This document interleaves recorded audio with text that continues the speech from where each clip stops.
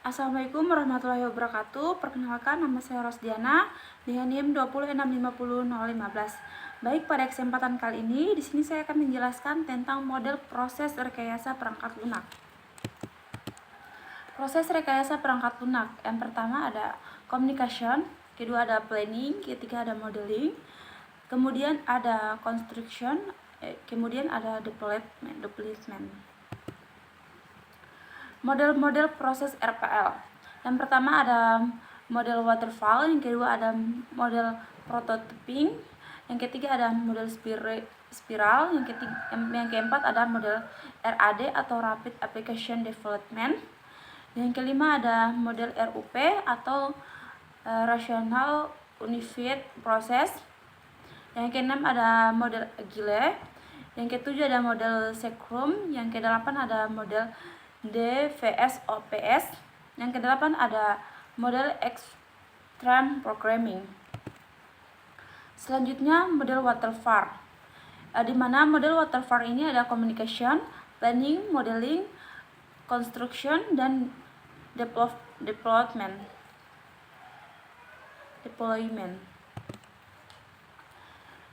Di mana model waterfall ini adalah pendekatan pengembangan perangkat lunak yang mengikuti urutan tahap yang linear, dimulai dari analisis kebutuhan hingga pemeliharaan.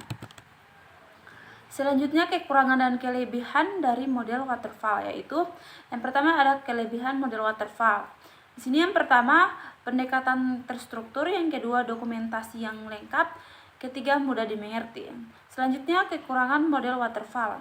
Yang pertama kurang fleksibel terhadap perubahan, yang kedua risiko kesalahan terlambat, yang ketiga kurangnya keterlibatan pengguna, yang keempat waktu dan biaya yang sulit diprediksi, yang kelima tidak cocok untuk proyek yang berisiko tinggi. Selanjutnya model waterfall. Contoh penerapan model waterfall dalam pengembangan aplikasi atau sistem informasi. Yang pertama, analisis kebutuhan.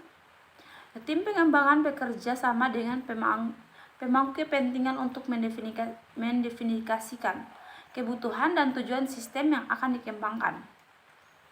Selanjutnya yang kedua yaitu perancangan. Setelah kebutuhan dikumpulkan, tim pengembang membuat perancangan sistem secara keseluruhan. Yang ketiga ada implementasi, yaitu tahap ini melibatkan implementasi berdasarkan perancangan yang telah dibuat sebelumnya. Yang keempat ada pengujian. Setelah implementasi selesai, tim pengembang melakukan pengujian untuk memastikan bahwa sistem berfungsi sesuai dengan kebutuhan yang telah ditentukan. Selanjutnya, nomor 5 yaitu penerapan dan penyampaian. Setelah sistem telah diuji dan dinyatakan siap untuk digunakan, penerapan dan penyampaian dilakukan. Ini melibatkan instalasi sistem di lingkungan operasional, pelatihan penggunaan akhir, dan imigrasi data jika diperlukan. Selanjutnya pemeliharaan. Tahap ini melibatkan pemeliharaan sistem setelah diimplementasikan. Selanjutnya model prototyping. Model prototyping adalah pendekatan dalam pengembangan perangkat lunak atau sistem informasi yang melibatkan pembuatan prototipe atau model awal yang dapat diuji dan dievaluasi oleh pengguna akhir sebelum pengembangan penuh dilakukan. Dalam model ini, iterasi berulang dilakukan antara pengembangan dan penggunaan untuk memperbaiki dan mengembangkan prototipe hingga mencapai solusi akhir yang diinginkan.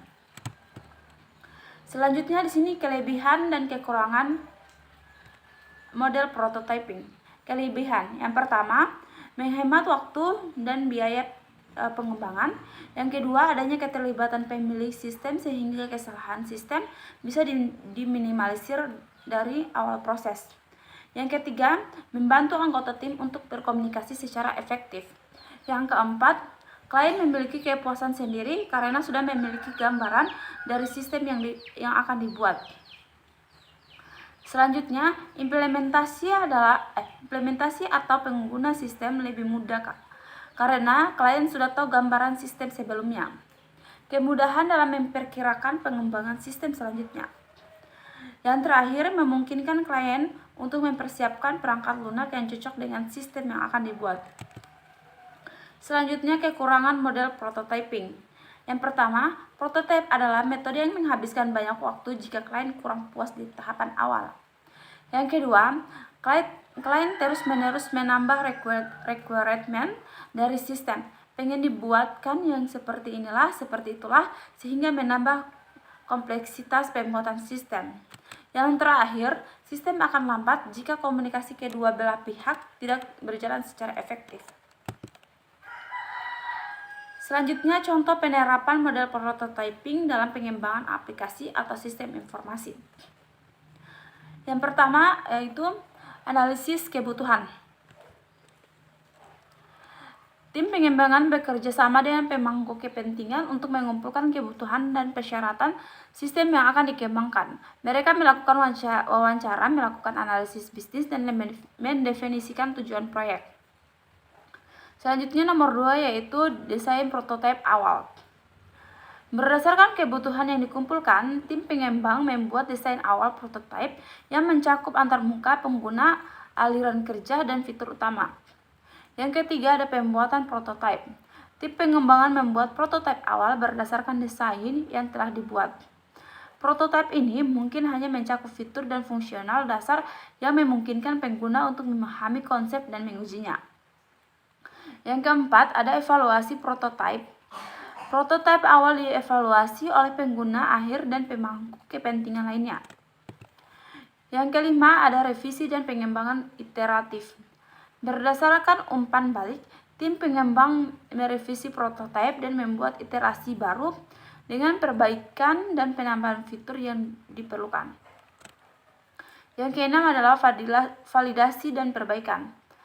Setelah prototipe dianggap memadai, tahap validasi dilakukan untuk memastikan bahwa sistem ini memenuhi persyaratan dan kebutuhan yang telah ditentukan. Yang ketujuh, implementasi dan pengembangan penuh. Setelah prototipe telah dikonfirmasi dan diterima oleh pengguna, tim pengembangan melanjutkan dengan implementasi penuh sistem. Selanjutnya nomor 8 yaitu evaluasi lanjutan dan peningkatan. Setelah sistem diimplementasikan, proses evaluasi dan perbaikan terus berlanjut. Selanjutnya model spiral. Model spiral adalah sebuah pendekatan pengembangan perangkat lunak atau sistem informasi yang menggabungkan elemen-elemen dari model waterfall dan model prototyping dengan penekanan pada manajemen risiko. Model ini digunakan untuk mengelola risiko yang terkait dengan pengembangan sistem kompleks yang mengintegrasikan siklus iteratif dari prototyping dengan pendekatan terhadap dari model waterfall.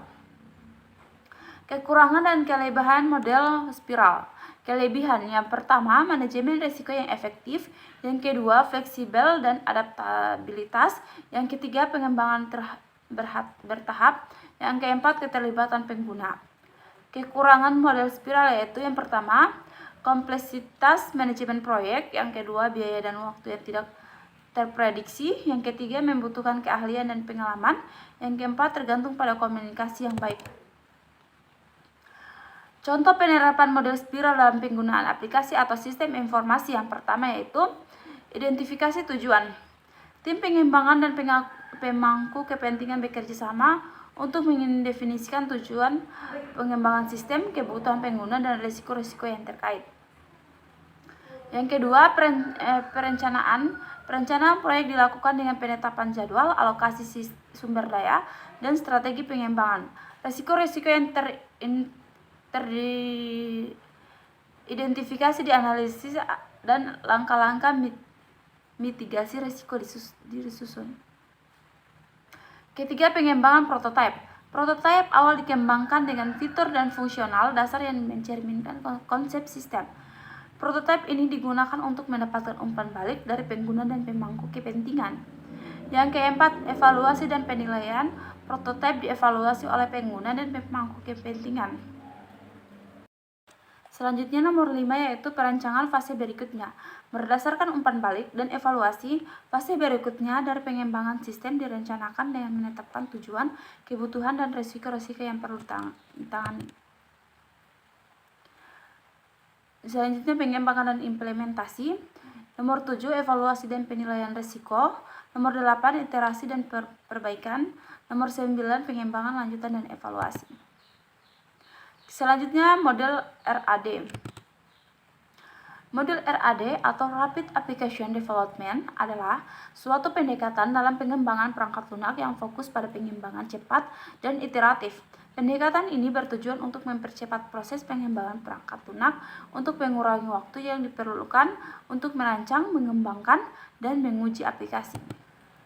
Kelebihan model RAD. Yang pertama, pengembangan cepat. Yang kedua, keterlibatan penggunaan yang aktif.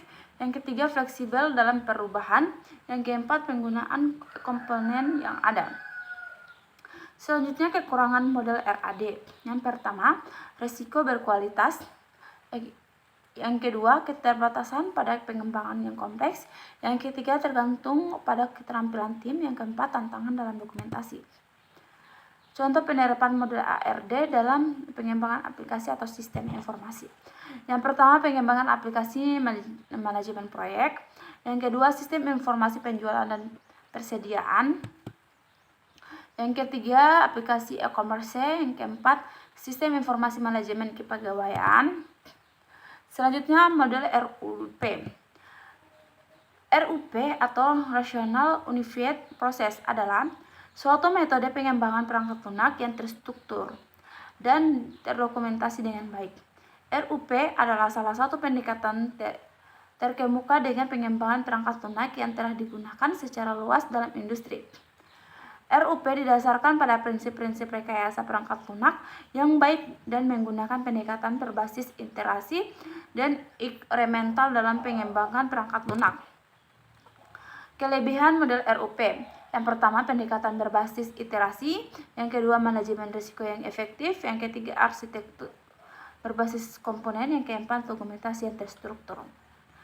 Selanjutnya, kekurangan model RUP. Yang pertama, kompleksitas. Kedua, fleksibilitas terbatas. Tiga, biaya yang tinggi. Empat, terfokus pada dokumentasi. Selanjutnya, contoh penerapan model RUP dalam pengembangan aplikasi atau sistem informasi. Tahap persiapan. Identifikasi kebutuhan bisnis. Yang kedua, analisis risiko awal. Penentuan ruang lingkup awal. Selanjutnya, kedua, tahap pengembangan. Analisis kebutuhan, desain arsitektur, implementasi, dan pengujian. Selanjutnya, tahap pengiriman. Penyampaian iterasi, penerimaan pengguna, iterasi, dan pengiriman akhir. Selanjutnya, model Achille.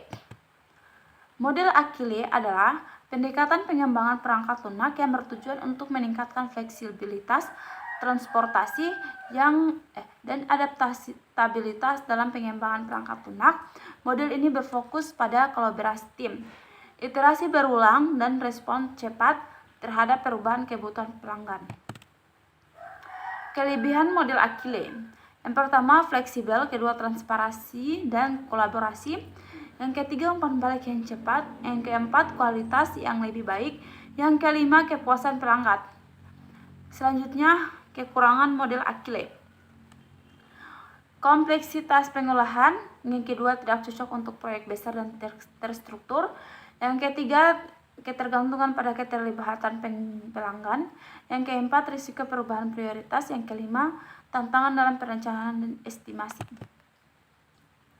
Contoh penerapan model Achille dalam pengembangan aplikasi atau sistem informasi.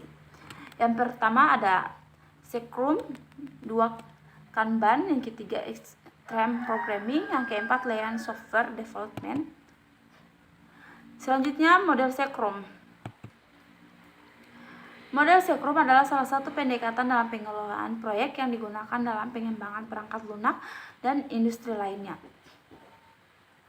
Model ini dirancang untuk memungkinkan tim untuk bekerja secara kolaboratif dan adaptif dalam menghadapi kompleksitas dan perubahan yang sering terjadi dalam proyek. Kelebihan Scrum. Pertama, fleksibilitas, kolaborasi tim, peningkatan transparansi. 4, peningkatan kecepatan dan produktivitas. Kekurangan Sekrum. Kurangnya struktur yang jelas, kesulitan dalam estimasi waktu dan biaya, membutuhkan komitmen yang kuat, tidak cocok untuk proyek yang sangat terstruktur. Contoh penerapan model Sekrum dalam pengembangan aplikasi atau sistem informasi. Tim pengembangan aplikasi terdiri dari Sekrum Master atau Project Owner dan anggota tim pengembangan. Product Owner berintegrasi dengan pemangku kepentingan untuk mengidentifikasikan kebutuhan dan keinginan mereka dan menggambarkannya dalam bentuk backlog produk. Backlog produk berisi daftar fitur dan pekerjaan yang perlu diselesaikan dalam proyek. Tim melakukan perancangan spirit untuk memilih item dari backlog produk yang akan dikerjakan selama spirit tersebut.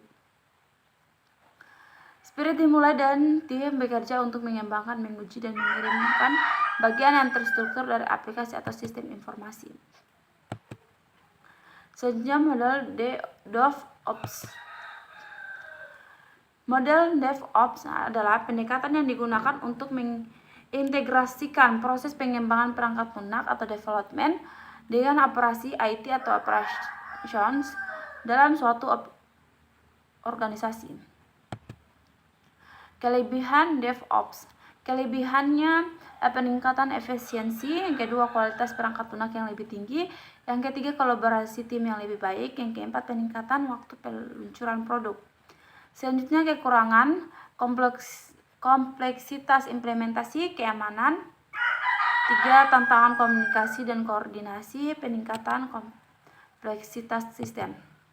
Contoh penerapan model DevOps dalam pengembangan aplikasi atau sistem informasi yaitu yang pertama, integrasi kontinu, yang kedua penyampaian kontinu, yang ketiga otomatisasi infrastruktur, yang keempat monitoring dan log sentralisasi, yang keenam ada kolaborasi tim, yang ketujuh ada otomatisasi pengujian, yang kedelapan ada skalabilitas dan elastisitas.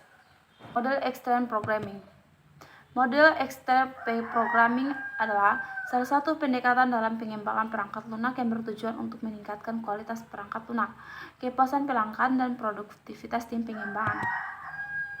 Kelebihannya yaitu 1. Tangkap terhadap perubahan, yang kedua kualitas yang tinggi, kolaborasi tim yang intensif, keempat pengiriman cepat dan sering, kepuasan pelanggan yang tinggi. Kekurangannya itu kesulitan dalam pengaturan, fokus yang terlalu kuat pada kode, tidak cocok untuk proyek yang besar. 4. Ketergantungan pada komunikasi yang intensif. 5. Tidak cocok untuk setiap jenis proyek. Mungkin itu saja yang dapat saya sampaikan. Apabila ada kesalahan atau kekurangan, mohon dimaafkan. Saya akhiri dengan ucapan wabillahi taufiq wal hidayah. Wassalamualaikum warahmatullahi wabarakatuh.